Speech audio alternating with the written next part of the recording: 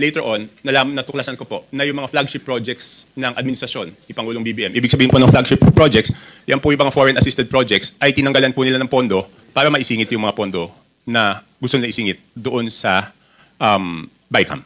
So kaya po, Congressman Toby, I am very grateful that despite your very busy schedule, you made time to appear before us. Let me first ask you that in one of your hearings at the House of Representatives, where particularly the insertions have been discussed, I remember Representative Egay Erice and yourself were asking that Representative Elizalde Co be invited in order for him to shed light on the issues being taken up in that hearing. Am I correct, sir? yes, Your Honor.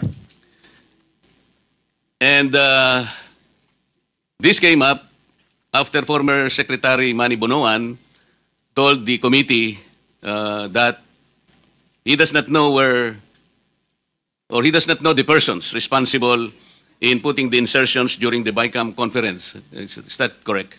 Your Honor, can I clarify that statement? Yes, please. Ganito po yung nangyari dyan. No? So nagsimula, ang una nag-interpellate ay si Congressman Erice. So sabi ni Congressman Erice, nung sa dulo na, sabi niya kay Secretary Bonoan, alam niyo ba kung ano yung amount na nadadagdag sa departamento pagdating sa BICAM? Ang sagot ni Secretary Bonoan at the time was that hindi namin alam dahil hindi naman kami part ng BICAM. Makikita na lang namin yan pagdating ng General Appropriations Act. So yun po yung pinagsimula nun. So ang sabi ni Congressman Erice noon, since hindi po alam ni Secretary Bonoan, ang taong dapat tanungin ay si Congressman Saldico.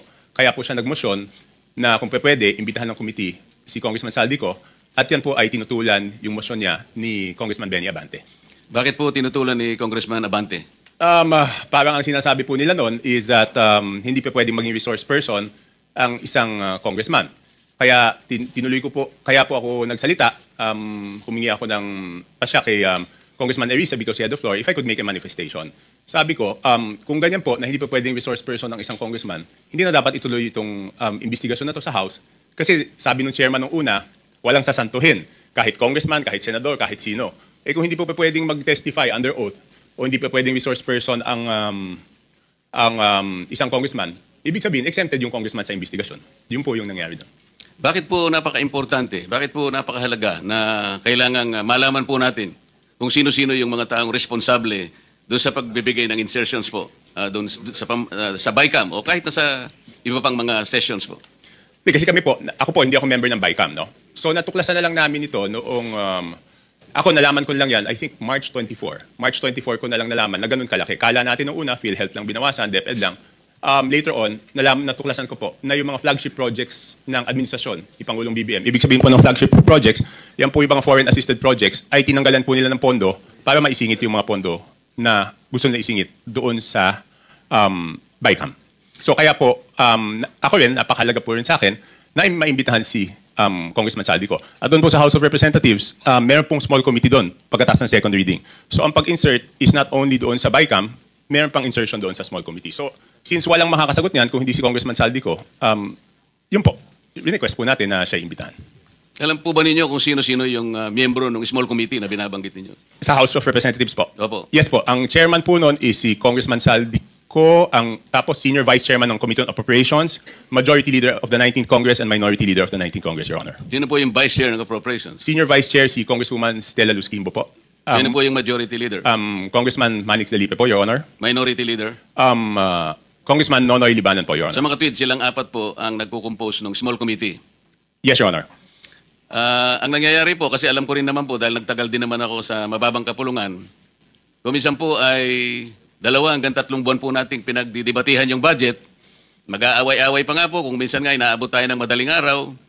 At katapos-tapusan ang sinasabi ninyo ay 4 na tao lang pala ang gagawa ng mga bagay na inyong gusto sanang malaman kung anong nangyari.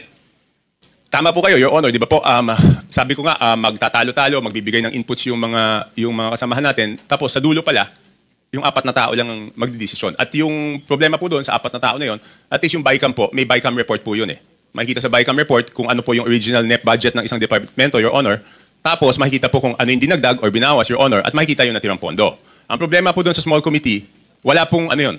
Di ba po, nung unang araw namin ng budget briefing, nandun po si Sec Mina, nandun po si Yusek Cathy, hiningi ko na po yung report ng small committee. Kasi po, di ba, sa rules po natin sa House of Representatives, Section 39, kung di ako nagkakamali, pero baka mali ako, nakasulat po doon na after 7 days after maipasa ang isang batas, or 15 days pagkatapos mag-end ng session, dapat po i-file sa archives lahat ng reports tungkol sa isang House bill. So una po ako nagpahanap sa aking staff, Your Honor, ng records doon sa archives, wala pong mahanap. Kaya nung first day ng budget briefing, hiningi ko po. Wala din sila, hanggang ngayon, wala po silang binibigay. So ibig sabihin, sabi ko, kung walang record yan, ang sigurado nakakaalam po niyan, Your Honor, is si Congressman Saldico.